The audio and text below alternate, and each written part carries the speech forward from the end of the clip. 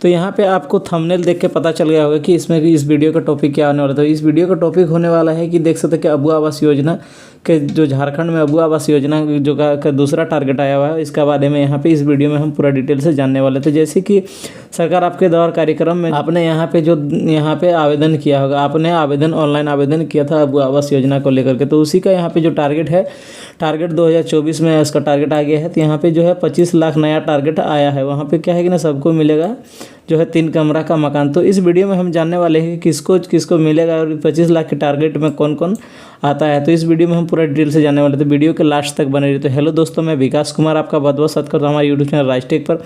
तो यदि आपने हमारे यूट्यूब चैनल को अभी तक सब्सक्राइब नहीं किया तो प्लीज़ सब्सक्राइब का बटन दबाकर बेल का आइकन दबाएं और नोटिफिकेशन को ऑन करें ताकि सरकारी योजनाओं की जानकारी सबसे पहले आप तक पहुँचे। तो चलिए यहाँ पे सबसे पहले आपको यहाँ पे जो नया टारगेट है आपको प्रूफ के साथ दिखाता है। यहाँ पे देख सकते हैं कि स्क्रीन पर आपको यहाँ पे एक पेपर कटिंग आपको यहाँ पे देखने को मिल रहा होगा। तो इस पेपर कटिंग में क्या दिया हुआ है यहाँ पे हम पूरा डिटेल से जानेंगे।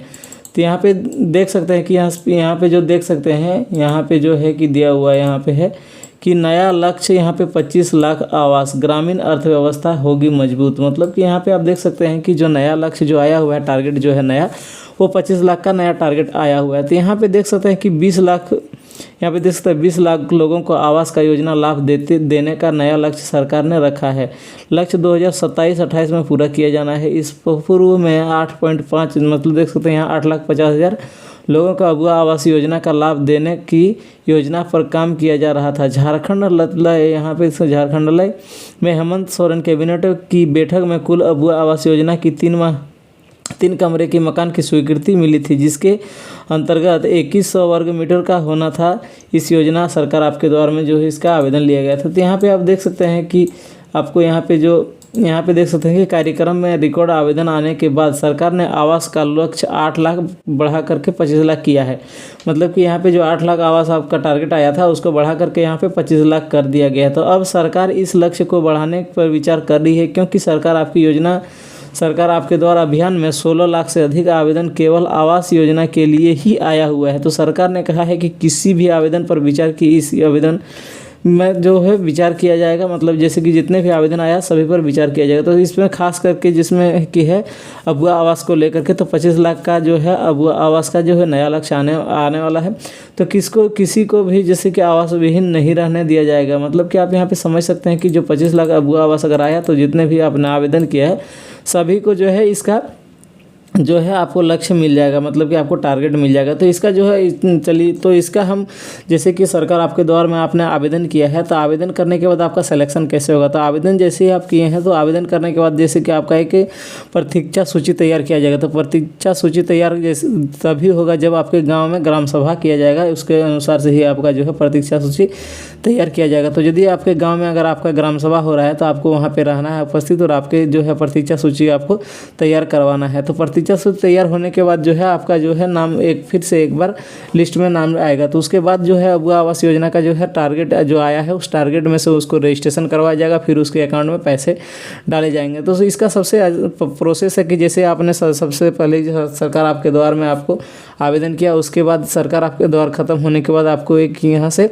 एक सर्वे लिस्ट मतलब यहाँ पे निकाला जाता है। तो सर्वे लिस्ट निकालने के बाद जो है आपके गांव में जाके वहाँ से ग्राम सभा किया जाएगा और वहाँ से आपको जो ग्राम सभा होने के बाद एक सूची तैयार होगा। तो उस सूची में जो है कि उस सूची में आपका यहाँ पे जो सूची तैयार किया जाएगा, तो सूची में से आपको जैसे सूची में मान लीजिए आपका यहाँ पे सूची तैयार किया गया, उसमें से आपको एक स्कोर दिया जाता है। तो जैसे कि आपको जिस हिसाब से आपका स्कोर है उसके बाद आपको सीरियल नंबर वाइज आपको यहाँ पे रखा जाएगा। तो उसमें से आपका जैसे हिसाब से एलिजिबिलिटी है, तो जैसे कि फॉर्म में वहाँ पे आपको पता होगा कि जैसे फॉर्म में दिया होगा कि अगर आप आवास विहीन हैं तो आपको एक वहाँ पे स्कोर मिलेगा। अगर आप यहाँ पे अगर अभी आपको कभी सरकार मतलब आपको आवास नहीं मिला है, सरकारी आवास, तो वहाँ से आपको यहाँ पे जो है 1 पॉइंट आपको मिलता है। तो इस तरह से आपको वहाँ पे एक स्कोर मिलता है। उस स्कोर के हिसाब से ही आपका जो है प्रतीक्षा सूची मतलब कि परमानेंट वेटिंग लिस्ट आपके लिए वहाँ पे तैयार किया जाएगा। तो ग्राम सभा होने के बाद ही जो है परमानेंट वेटिंग लिस्ट आपका तैयार होता है। तो आपको क्या करना है ना, ग्राम सभा जब होगा तो आपको ग्राम में आपको जानकारी मिलेगी, तो वहाँ से आपको जाके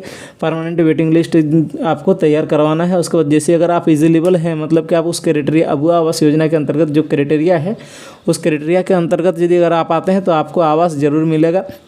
तो जैसे कि अब जो है इस प्रोसेस को शुरू होने वाला है, जो अबुआ आवास योजना का जो है परमानेंट वेटिंग लिस्ट बनने का प्रोसेस शुरू हो चुका है।